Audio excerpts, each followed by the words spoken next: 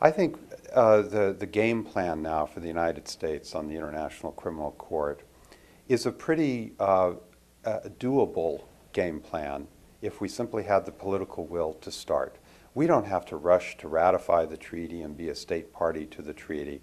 That can take a number of years to see if we're in a position ultimately to literally step in and become a state party to the treaty. Although I would argue that I think in the end it would be very much to our advantage to try to be a state party by the year 2009, because that's when the review conference comes up on the court.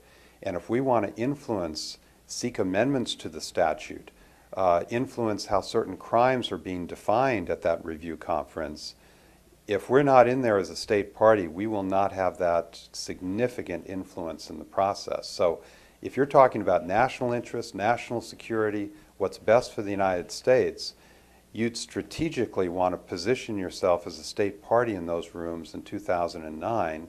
And if for some reason the worst case scenario unfolds, you know, the statute always allows you to withdraw from the treaty. You don't have to stay for the rest of, the existence of the earth. You can give a notice, and within a certain number of months you're out of there.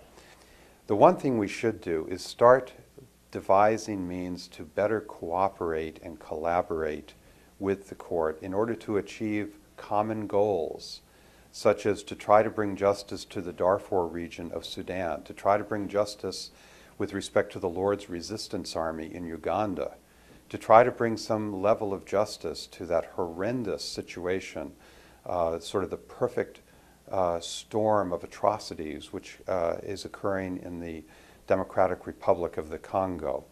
We can do that by providing expertise from the United States government, by providing unclassified intelligence information that we gather in these regions, that we feel comfortable sharing with the court voluntarily. We've done this with the Yugoslav and Rwanda tribunals in the past. We know how to do it. It can be easily replicated for the International Criminal Court. This is not inventing the wheel. We know what the wheel looks like in terms of providing that information. And also just working to ensure that we can provide assistance to allowing enough security for ICC investigators to be on the ground doing their job, particularly in places like Darfur.